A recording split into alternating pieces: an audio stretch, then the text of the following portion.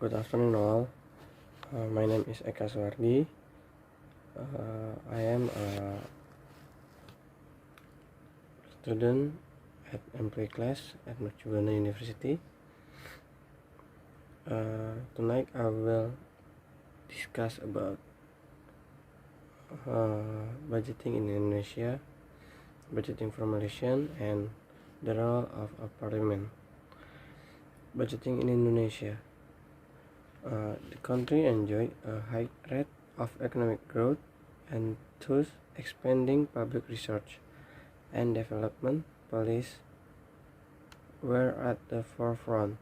The Asian financial crisis affected Indonesian economics profoundly.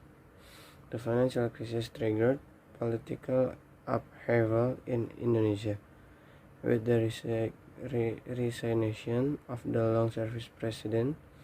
The distance from West Indonesia to East Indonesia is 5,150 kilometers, slightly less than the distance between Paris and New York. The capital of Indonesia is Jakarta. Was located on the island of Java.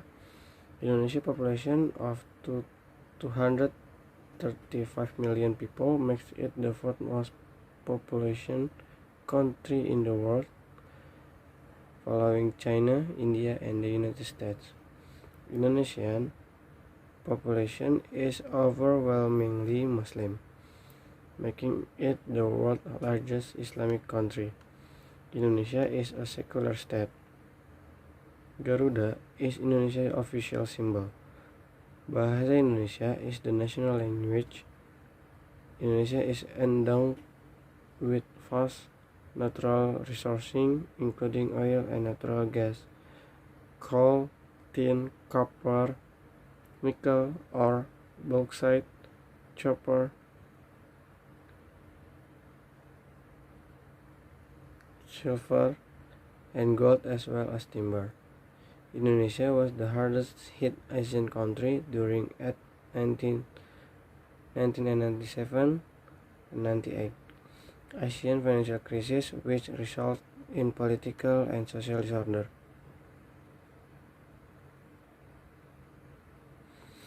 The long-service president resigned and Indonesia embarked on its transition to democracy. Today, Indonesia is a thriving democracy. Indonesia has suffered many shocks since its transition to democracy, including repeated natural disasters. Even during the height of fiscal crisis, deficits were modest. This situation was the result of major expenditure cuts, largely in public investment and other development expenditure, to offset lower level of revenue and rising interest expenditure to finance the growing level of the debt. This situation reflects the steadily improving economic performance as well as the proceeds from sale of assets taken over during the crisis. Several significant changes have occurred to the composition of expenditure over time. First, and as noted above, public investment and other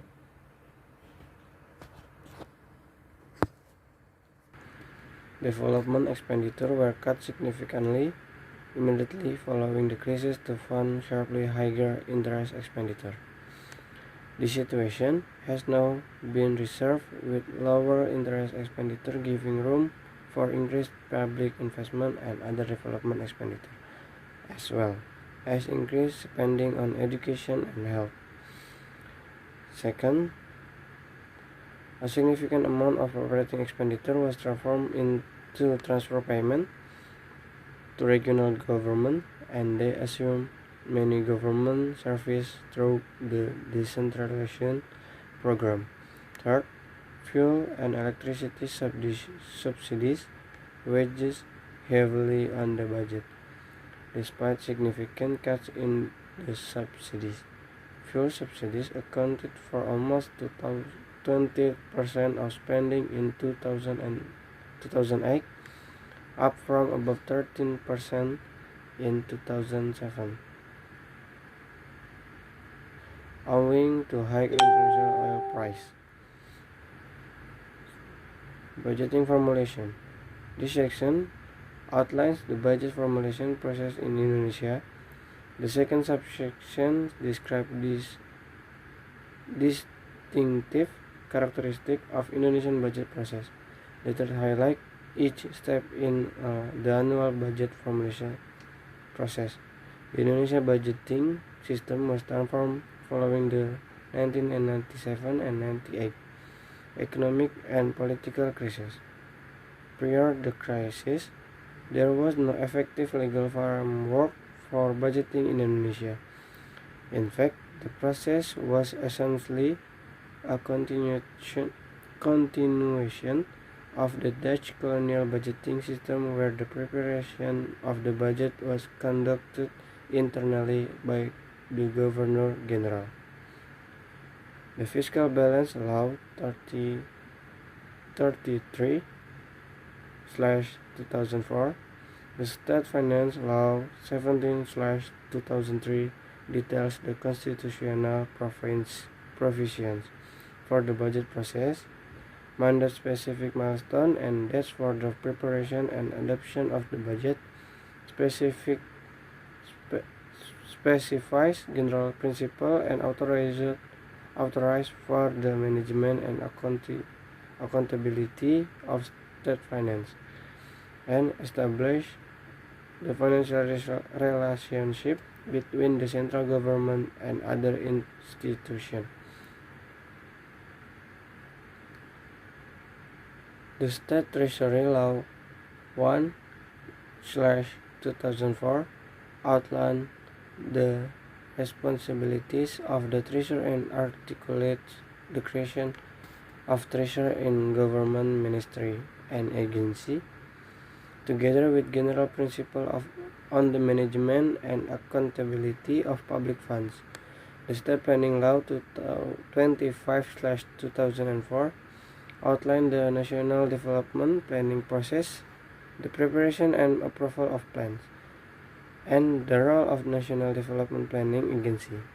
The Regional Government Law 32/2004 outlined the responsibility of regional government for a range of public service, including education, health, public infrastructure, agriculture, industry and trade, investment, the environment, land, labor, and transport.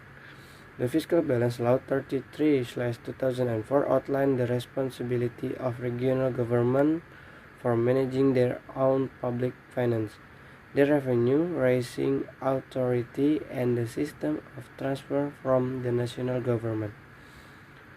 Several comments can be about the laws. First, all of the laws were enacted unanimously by the Indonesian Parliament. Neither was it clear whether it applied to certain transactions only, such as agency-specific or consolidated whole of government account. Second, the laws are very specific and detailed in other areas. This relates principally to the requirement for the detailed input control in the laws and various, including fiscal rules designed to promote fiscal responsibility and the prudence of public money. Third, the separate budgeting, the planning laws were largely enacted in isolation from each other. In fact, the explanatory notes, the State Finance Law 17/2003 were quite dismissive of the national planning function. 1 year later, the new State Planning Law 25/2004 strongly endorsed the national planning function.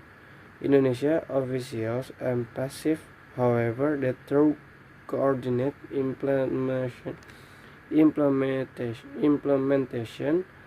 regulation, the respective laws work well together. The second major transformation was to have a unified and more comprehensive budget. Previously, there were separate routine and development budget and significant off-budget activity. To make the budget more comprehensive, such off-budget activity can divide into groups. The first group consists of government activity whose classification had to be changed to include in the budget. Great progress has been made in this area, and these funds are now mostly incorporated into the budget and government financial statement. The second group of budget activity consists of various commercial and other activities which individual government, ministry, and agency had set up over time to supplement their official budget allocation. The role of Parliament. Following the transition to democracy in 1998, the Indonesian Parliament acquired a strong role in the budget process. Prior to that, power was overwhelmingly concentrated into the government, and its budget proposal was never questioned nor amended by Parliament. Today, Parliament is deeply involved in every stage of the budget process, from the earliest budget formulation stage to budget implementation. Parliament has unlimited power to amend the budget proposal submitted by the government. Indeed, Parliament does amend the budget, sometimes significantly. Parliament scrutiny tends to focus more on detailed line items than overall budget policy and strategic priorities. Parliament is hampered by its lack of capacity in this area, reflecting its history of non-involvement in the budget process. The section outlines the Parliament budget process. Thank you.